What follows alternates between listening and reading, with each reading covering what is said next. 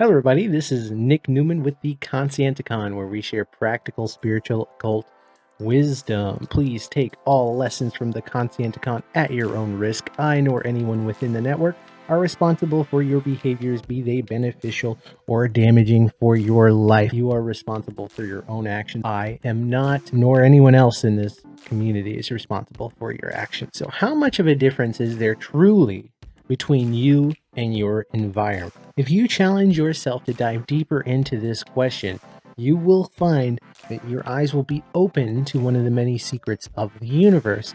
And this secret will allow you to be a more graceful problem solver and transmuter. So a group of aliens are traveling the galaxy through space, trying to collect different species of animals from several different planets in order to make an intergalactic zoo. These aliens stop on Earth and find a human specimen and pluck this human off of the planet and into a cell within their spaceship.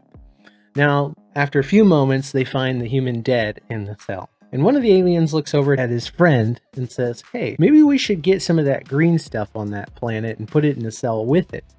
Because maybe those things are like connected. Maybe it needs those green things to survive." So they go back again and they pluck some trees and some dirt off of the planet and put it in the cell. And then they pluck the human and they put the human in the cell. Now that the human has a little bit of a habitat going, the human lives a little while longer, but still dies. So they're concerned again. Maybe that's not enough. Maybe we need to go back to the planet and get some of those animals that are like maybe less smart and throw them in there with them. And maybe we should get some of that water that's flowing over the planet and throw that in there in the cage as well. And let's see how long it lasts. And so on and so forth. Eventually, the human's lifespan goes on for quite a while, and they've succeeded. However, they've noticed that they've taken a major chunk of the planet with them as part of the habitat to keep this human creature. So the moral of the story is that nothing exists in isolation. No one part of you is not dependent on something else, okay? And this may be far out there for a lot of people to understand. These limited concepts of what they are. The ego creates a dynamic in which the psyche thinks that this form is separate from everything else. And that is a functional way to behave as an independent unit within an environment. We so often are careless about how interconnected with our environment we truly are. And this lack of awareness of how interconnected you are with your environment is one of the main reasons that you suffer so much resistance in your goal setting, your pursuit of achievement, and pretty much any dream you want, whether that's compatible relationships with other people, doing well when performing at work, actually getting yourself to perform and practice skills that you wish to obtain. Your environment is more critical than most people will ever take the time to consider. Now here comes the big question. But first, I would like to thank the patrons for supporting the Conscienticon. I thank you guys so very deeply. As always, you guys keep me on my game, motivated, and very, very proud. I'm proud of both the accomplishments that you guys inspire me to pursue, and I'm also very proud of the accomplishments that you guys are making as individuals within the world. I'm very, very proud and honored, and at the same time humbled by the strength of the people that I see and how wise they are. So I thank you. And if you'd like to support the Conscienticon, please become a patron. And the first $103 tier patrons will get a video posted on the Conscienticon on any topic that they wish for me to discuss, and I will post it on the Conscienticon permanently. On top of that, you get some free exclusive videos that are going to be only on Patreon, so patrons can view this and I don't have to worry about YouTube censoring the things that I say. And on top of that, you get a copy of my weight loss book, which is $25 on Amazon, but free if you're a patron. And it shows how I lost so much weight using the principles that I teach on the Conscienticon. And it's just a more streamlined version of that. But let's continue. So here's the big question.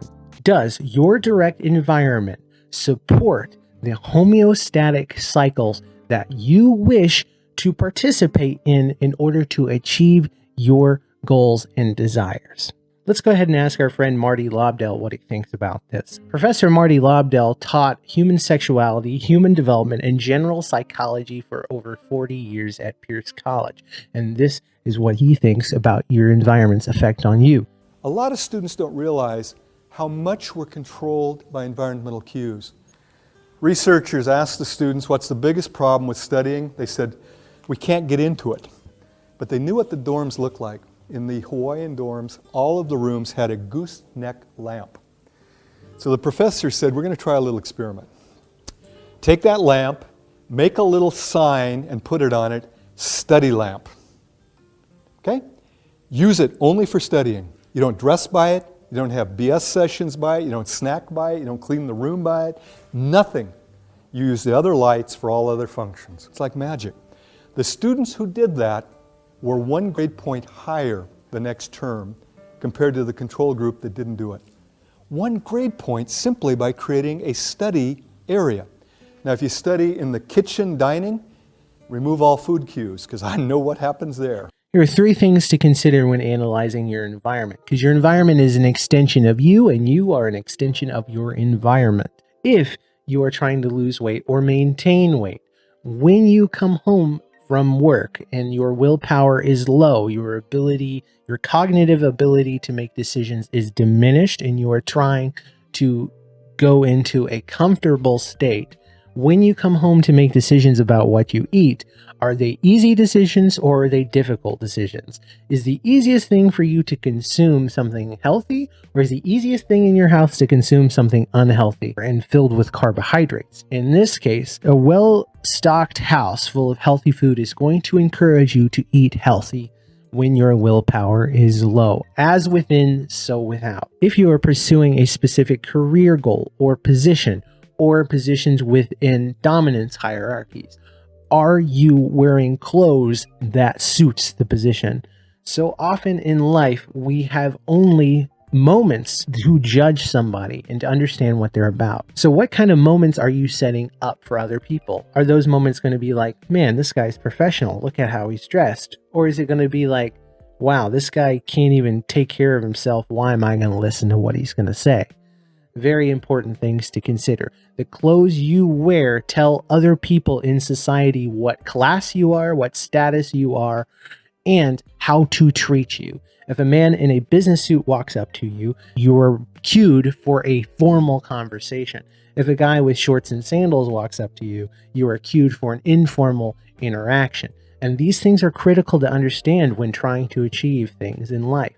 Dress for the job you want. Dress for the position you want. Dress for the friends you want. And the final thing to really consider is if you're trying to develop a skill or a specific practice, a set of behaviors, primarily when it comes to studying or skill development, do you have a location, a physical space that encourages you to behave in a certain way?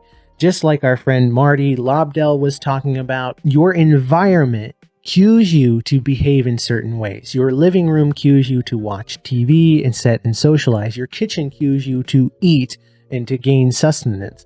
Your bedroom cues you to sleep and to have sex. Now, do you have an area that is cueing you to pursue the things that you want to pursue in life, the skills you want to develop? Do you have a desk? Do you have a table? Do you have a library? Do you have a bookshelf? These things are important. They cue you to behave a specific way. These are important things to consider, and by no means is this superficial. So this is Nick Newman with the Conscienticon. I thank you guys so much for spending this time with me, and please, if you want to support the Conscienticon, just hit the like button, please, and throw a comment down there. I usually respond to all the comments that I see, and I thank you, and I'll see you in the next one, my friends. As within, so without.